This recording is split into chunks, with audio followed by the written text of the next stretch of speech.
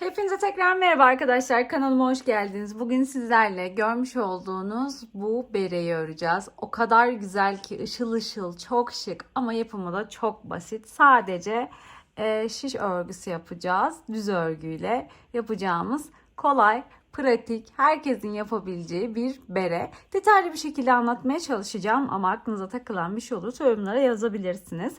Kullanacağım iplerle ilgili önce bilgi vereyim. İki ip kullanacağım. Bakın bir tanesi böyle pullu ip. Her türlü pullu ip olur arkadaşlar. Benim elimdeki yumak 100 gramlık bir pullu ip. Çok güzel oluyor. Ben pullu ipleri çok seviyorum zaten ve çantalar dahil biliyorsunuz birçok projemde kullanıyorum. Bu bereye de çok yakıştı gerçekten. Bir de şöyle Nako Paris ipim var. Bu şu an elimdeki bir yumaktan daha da az bir ip. Yani ben bu iple ördüm. Daha önce de örmüştüm. Şöyle söyleyeyim. Bu bir tane bir yumak Nako Paris'ten 3 tane bere çıkarabilirsiniz rahatlıkla. Tabi ölçüler fark edince gidecek miktar fark eder ama yetişkin bir beresi bu zaten. Rahatlıkla örülebiliyor. Çok güzel bir ip. Her şeye çok yakışıyor. Ben daha önce lila rengi bir bere örmüştüm sadece bu iple. Tek halde de güzel oluyor. Farklı iplerle karıştırınca da güzel oluyor. Her iki ip de birbirinden güzel. Bu iki iple öreceğiz. Bu bereyi 5 milimlik misinalı şiş kullanacağım. Bitiriyorken üst kısmını kapatmak için 3,5 milimlik tığ kullanacağım. Beremin ölçülerini de şöyle vereyim size. Yetişkin beresi. Hemen ölçülerini de vereyim. Bakın şöyle. En ölçüsü 26 santim. Uzunluk ölçüsü ise 23 santim arkadaşlar. Daha küçük yapmak isterseniz sadece ilmek sayınızı azaltacaksınız. O kadar. Ben şimdi detaylı bir şekilde dediğim gibi anlatmaya çalışacağım. Şiş örgüsü bilenlerin rahatlıkla örebileceği çok kolay bir bere. Hemen birlikte yapmaya başlayalım. Kanalıma abone olup videolarımı beğenmeyi ihmal etmeyin. Instagram sayfamda kanalımla aynı isimde Ayşha Hobi. Oradan da bana ulaşabilirsiniz arkadaşlar. Hadi beremizi örelim. Beremiz için dediğim gibi iki tane ipi birlikte karıştırarak örüyorum. İlmek atarak başlayacağız. Toplamda 90 tane ilmek atacağım arkadaşlar. Bildiğiniz bir ilmek yatma yöntemi varsa o şekilde yapabilirsiniz. Ben her zaman alışık olduğum şekilde yapıyorum. Bu şekilde atıyorum ilmeklerimi.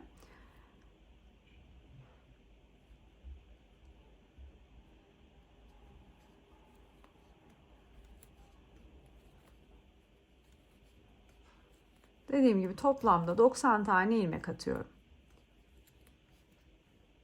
Evet arkadaşlar ilmeklerimi attım. Toplamda 90 tane ilmeğim var. Şimdi misinalı şişimizle böyle döne döne dikiş yapmadan pratik bir şekilde çok kolay atkımızı öreceğiz.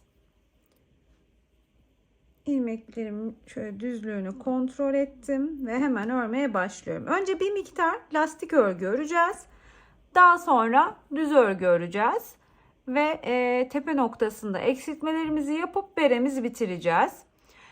Hiç şiş örgüsü bilmeyen arkadaşlarım, şişe ilmek nasıl atılır, düz örgü nasıl yapılır, ters örgü nasıl yapılır, bunlarla ilgili önce videolar izlerseniz sizler için daha kolay olacaktır. Ama şiş örgü bilen arkadaşlarım rahatlıkla örecekler. Çok kolay bir bere çünkü. Şimdi lastik örgüme başlıyorum. Lastik örgümü 3 düz 3 ters 3 düz 3 ters şeklinde örerek yapacağım. Hemen başlıyorum ilk ilmeklerimi örmeye. İlk 3 tane ilmeğimi düz örgü örerek başlatıyorum sıramı. Bu benim ilk sıram. İlk 3 ilmeğimi düz örgü ördüm. Daha sonraki 3 ilmeğimi de ters örgü örüyorum. Tekrar 3 ilmek düz.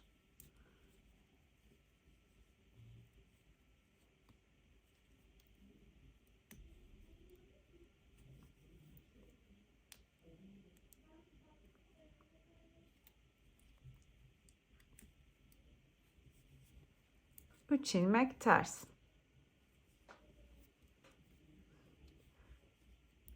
Bakın. Benim misinalı şişim 40 santimlik bir şiş. Şöyle bakın, düz örgüyü göstereyim size. İlmeğin içine batıyorum direkt. İpim arkada. Şişimi atıyorum ve ilmeğimi çıkarıyorum. Bu şekilde yaptığımda düz örgü örmüş oluyorum. Bakın ikinciyi ördüm. Şöyle üçüncü ilmeği de ördüm. İlk sırada ilmekler sıkı olduğu için biraz zorluyor ama sonraki sıralar kolay olacak zaten. Ters örgüde ise ipi öne alıyorum. İlmeği önden alıyorum. Ve bu şekilde ipimi şişime atıp örüyorum. Bakın 3 tane ters ördüm. Tekrar ipi arkaya alıyorum. 3 tane düz örüyorum. 3 düz, 3 ters, 3 düz, 3 ters işlemini tekrar ettiğimde sıramı tamamlayacağım. Zaten şu ipin olduğu yere geldiğimde sıranın bittiğini anlayacağım. Buraya ilmek belirleyici de takabilirsiniz. Dediğim gibi lastik örgü örüyoruz. Birkaç sıra böyle öreceğiz. Daha sonra ben zaten ölçüp ölçü olarak ne kadar olmuş onu göstereceğim size. Sonra beraber tamamen düz örgü kısmına geçeceğiz.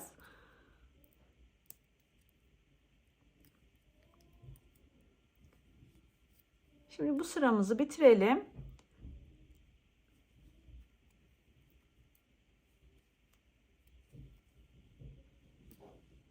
Evet, ilk sıramı bitirdim. Şimdi ikinci sıramdayım. İlk sıra ve bundan sonraki sıraların hepsi aynı. Düz ilmeklerimi düz, ters ilmeklerimi ters örüyorum. Bakın ipimin olduğu yer benim başlangıç noktam. Burada ikinci sıraya geçtim, anlıyorum. Başlarken 3 tane düzle başlamıştım. İkinci sırada bundan sonraki sıraların hepsinde aynı. 3 tane düz örgüyle başlıyorum. Daha sonrasında 3 tane ilmeğimi de ters örgü olarak örüyorum. 3 düz 3 ters işlemini tekrar ettiğimde sıramı tamamlamış oluyorum. Dediğim gibi bu şekilde birkaç sıra örelim. Sonra lastik örgümüzün toplamında kaç sıra örmüşüz, ölçüsü ne olmuş onu birlikte bakalım.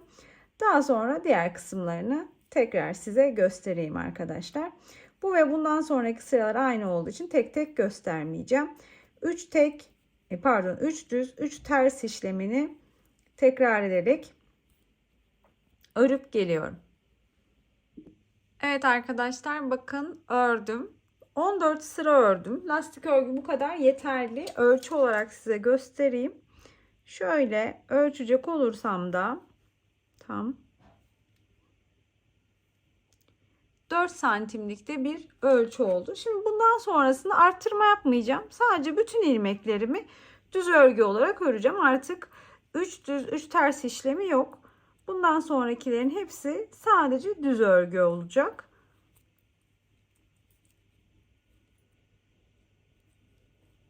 Şimdi hatta şöyle yapacağım. Şuraya bir ilmek belirleyici takacağım ki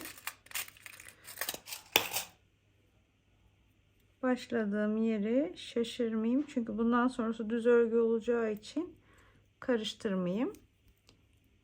Bakın görmüş olduğunuz gibi tek yaptığım işlem bütün ilmeklerimi düz olarak örmek arkadaşlar.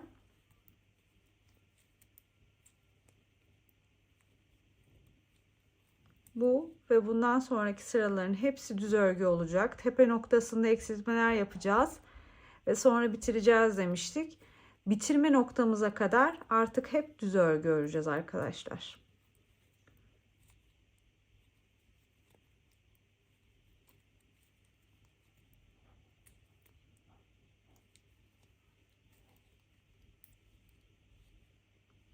Evet arkadaşlar, bakın ördüm ve başlangıç noktama geldim. Aynı şekilde devam ettiriyorum. Yine tüm ilmeklerimi gösterdiğim gibi düz bir şekilde örüyorum. Video size hızlı gelirse, yani örmem hızlı gelirse videoyu yavaşlatabilir. Yavaş gelirse hızlandırabilirsiniz. Şimdi ben bu düz örgüyü bir miktar öreceğim. Ördükten sonra yine size ölçü vereceğim. Az önce lastikle yaptığım gibi. Daha sonra ölçümüze de baktıktan sonra birlikte eksiltmelerimizi yapacağız ve beremizi tamamlayacağız arkadaşlar. Bu kısımlarda tekrar tekrar gösterecek işlem olmadığı için videoyu uzatmadan devam ettiriyorum. Düz örgülerimizi örelim. Sonrasında yine birlikte devam edelim.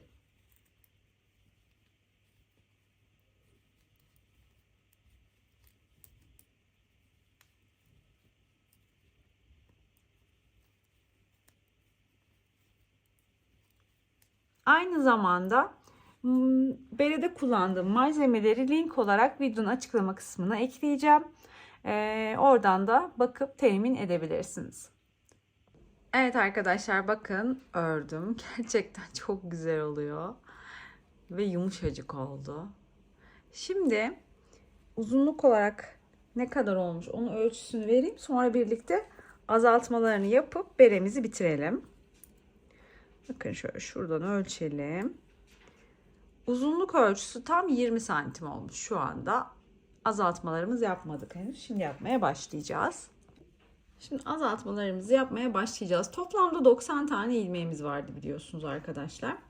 90 tane ilmeğimizi 15'e bölüyoruz. Pardon, 6'ya bölüyoruz. Yani her 15. ilmekte eksiltmeler yapacağız. Hemen yapmaya başlayalım. Örüyorum. 2 3 4 5 6 7 8 9 10 11 12 13 13 tane ilmeğimi ördüm. 14 ile 15. ilmeğimi, bakın ikisini aynı anda örerek azaltmamı yapmış oluyorum. Daha sonra yine aynı. 1 2 3 4 5 6 7 8 9 10 11 12 13 13 ilmeğimi ördüm. 14 ve 15. ilmeğimi, yani 2 ilmeğimi aynı anda örerek azaltmamı yaptım. Bu ve bundan sonraki sıraların hepsini de azaltarak bereyi tamamlayacağız arkadaşlar. Ben şimdi aynı işlemleri tekrar edip geliyorum. İlk azaltma sıramı sizinle yaptığımız şekilde tekrar ederek bitirdim. Şimdi geldik bir sonraki azaltma sıramıza. Yine aynı işlemler arkadaşlar. Hiçbir fark yok. 1, 2, 3, 4, 5, 6, 7, 8, 9, 10, 11, 12,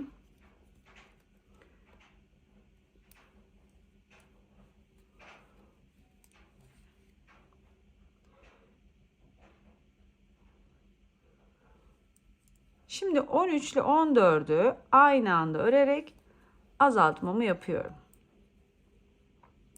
Daha sonra yine aynı işlemler.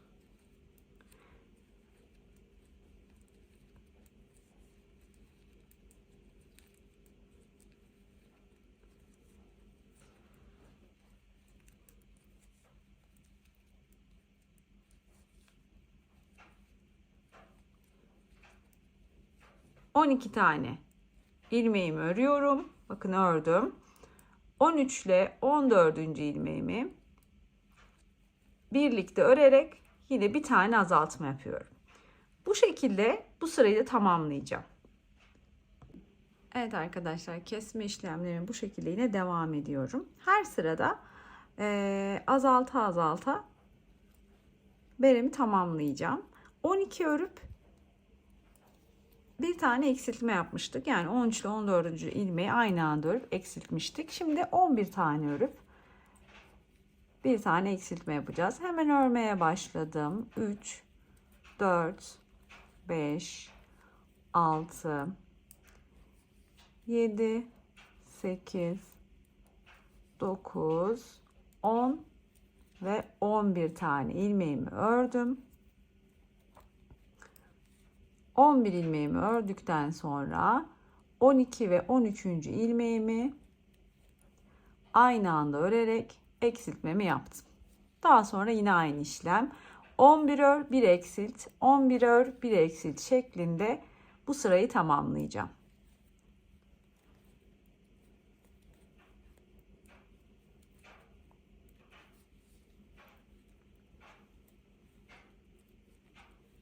Bakın yine 11 tanemi ördüm.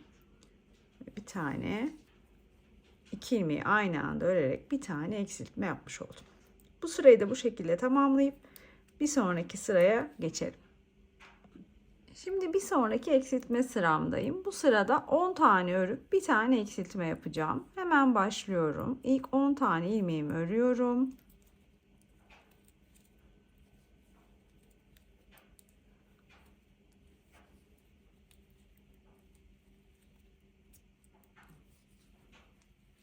Bakın 10 tane ilmeğimi ördüm. 11 ile 12. ilmeğimi aynı anda örerek bir tane azaltma yapmış oluyorum. Daha sonra yine aynı işlem. 10 ör, 1 azalt, 10 ör, 1 azalt işlemini 6 kere tekrar ettiğimde sırayı tamamlamış oluyorum. Evet arkadaşlar, şimdi 10 ör, 1 azalt sıramı bitirdim. Bir sonraki sıramdayım. Şimdi arkadaşlar bu ve bundan sonraki sıraları tekrar göstermeyeceğim. Çünkü aynı işlemleri yapacağım. Yani bu sırada 9 ör 1 azalt yapacağım. Sonraki sırada 8 ör 1 azalt yapacağım. Sonraki sırada 7 ör 1 azalt yapacağım. Bu şekilde düşe düşe ilerleyeceğim. Her sırada birer tane düşerek ilerliyorum. 6 kere zaten tekrar ettiğimde azaltma işlemini sıram bitmiş oluyor. Ben şimdi 9 ör 1 azalt işlemini yapacağım 6 kere. Bu sırayı tamamlamış olacağım ve bir sonraki sırada 8 ör 1 azalta geçeceğim. Dediğim gibi bundan sonraki sıraları rahatlıkla yapabileceğinizi düşünüyorum. O yüzden tekrar göstermeyeceğim. Hemen azaltma işlemine başladım. Bir kere daha göstermiş olayım nasıl azalttığımı.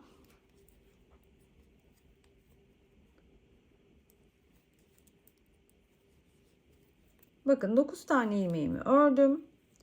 10 ile 11. ilmeğimi yani 2 ilmeği aynı anda tığa geçirdim ve yine aynı şekilde düz örgü olarak ördüm. Zaten bu bere çok kolay bir bere dediğim gibi. İlk defa örgü örecek arkadaşlarım bile yapabileceği herhangi bir sıkıntısı olmayan rahat bir bere. Misinalı şişle ördüğümüz için de dikme işlemi de yok. Azaltmalarımızı tamamladığımızda toplayıp kapatacağız. Ve çok kısa sürede çok güzel bir beremiz olacak. Tarif ettiğim gibi azaltmalarımızı yapalım. Sonrasında beraber bitirelim. Evet arkadaşlar, azaltma işlemlerimi tamamladım. Toplamda 2 ör 1 azalt işlemi dahil yaptım. Yani en son yaptığım eksiltme sıram 2 ör 1 eksilt. 2 ör 1 eksilt oldu. Şimdi ilmeklerimi kapatacağım. Daha sonra da toparlayacağım. Nasıl kapattığımı göstereceğim. Bir tığ yardımıyla yapacağım bunu. 3,5 milimlik bir tığ aldım. Bakın ilmeğe geçiriyorum tığımı. Şiş gibi kullanıyorum şu an tığı. Tığ ilmeğe geçirdim. Normal önce örüyorum. Daha sonra bir sonraki ilmeğimi tığa geçiriyorum. Onu da örüyorum. Şimdi 2 ilmek var tığımda. İkinci ilmeğimi ilk ilmeğimin içinden geçiriyorum. Tekrar yapalım. Şişteki ilmeği önce örüyorum. Daha sonra tığımdaki diğer ilmeğin içinden geçiriyorum. Şişteki ilmeğimi önce normal şiş örgüsü yapar gibi örüyorum. Düz örgü yapıyorum yani. Sonra tığdaki diğer ilmeğimin içinden geçiriyorum. Bu şekilde kapatma işlemini yapıyorum. Daha sonra ip yardımıyla toparlayacağım.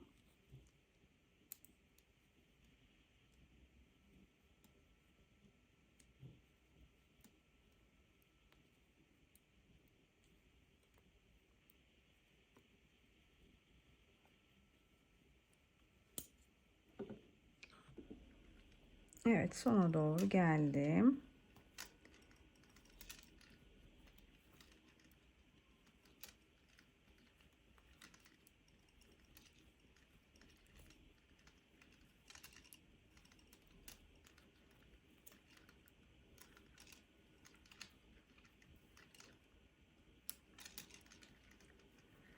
Ve bakın bütün ilmeklerimi kapatmış oldum. Şimdi ipimi bir miktar şu kısmı büzebileceğim kadar bırakıp kesiyorum. Evet arkadaşlar, iğneme ipimi geçirdim. Şimdi beremi ters yüzünü çeviriyorum. Şöyle iğnemi de orta boşluktan çıkarayım önce. Şimdi buradaki pullu ipi keseceğim çünkü pullardan dolayı ilmeklerin arasından geçirirken sıkıntı yaşarım. O yüzden sadece diğer iple devam edeceğim dikme işlemine. Pullardan dolayı dikemem çünkü. Sadece diğer iple devam ediyorum. Hatta şunu da şöyle bir düğümleyeyim, garanti olsun. Evet, düğüm de attım. Şimdi bakın boşluk kısmı şöyle üst üste getirelim. Şimdi burada ilmeğimi batırıyorum, iğnemi batırıyorum böyle ilmekler arasına arkadaşlar. Şöyle aradaki boşluklardan girip çıkarıyorum. Bakın böyle. Sanki dikiyormuşum gibi bu yuvarlak boşluğun etrafını bu şekilde geçiyorum.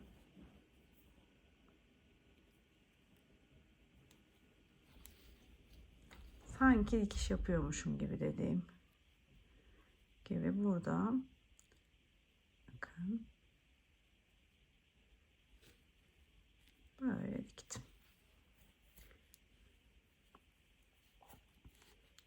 Diktikten sonra böyle ipi çektim ve kapağını görmüş olduğunuz gibi. Sonra şöyle birkaç kere de iğneyle tamamını böyle büzdüğüm kısmın tamamını bu şekilde dikeceğim. Garanti olsun, hiçbir boşluk kalmasın. Bir de şuradan şöyle. Bakın şöyle yaptık. Evet, şimdi artık ipimi düğüm atıp kesebilirim tamamen. Şöyle düğüm de atalım.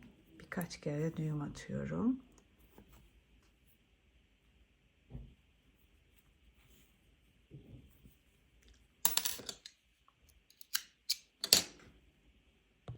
Evet, şimdi çeviriyorum beremi. Gerçekten o kadar yumuşak, o kadar güzel bir bere olmuştu ki. Bere oldu ki ben daha önce böyle pullu ip katmadan bu iple örmüştüm Nako Paris'le. Öyle de çok güzel olmuştu ama pullu iple efsane bir şey oldu. Başlangıçta ilmek çekerken şurada ipim kalmıştı. Ben de bunu koparmamıştım. Başlangıç noktam belli olsun diye. Şimdi artık onu da böyle düğümleyip keseceğim. Tamamen onu da kesiyorum. Ve şimdi berem bitti. Mutlaka örün. Dediğim gibi yani hiç bere örmemiş birinin bile örebileceği o kadar basit, o kadar güzel ki dikiş işlemi yok. Misinalı işe döne döne örüyorsunuz. Arttırmalar gösterdiğim gibi en basit haliyle yaptım ben. Pardon, azaltmaları, tepe noktasındaki azaltmaları en basit haliyle yaptım. Orada hiç sıkıntı yaşamayacaksınız. Çok basit ve ama çok da şık bir bere oluyor. Ve şöyle söyleyeyim, şimdi size ipi de göstereceğim. Şu görmüş olduğunuz ip tam bir yumak değildi başlarken ve bitiriyorken de bitmedi. Çok az gidiyor iplerden. Aynı şekilde bakın pullu ipim tam bir yumaktı. Ama bunda da daha bu kadar ipim var. Yani ben bu iple herhalde bir 3 tane toplamda, bu dahil 2 tane daha örerim bere sanırım. Bu iple de bir tane daha bere çıkar. Yani bir yumak iple yaklaşık, her ikisinden de birer yumak ipinizle yaklaşık 3 tane bere çıkarabilirsiniz arkadaşlar. Ölçüleri daha küçük olursa daha fazla çıkar zaten. Çok güzel oluyor. Evet, bir de son halinin ölçüsüne bakalım.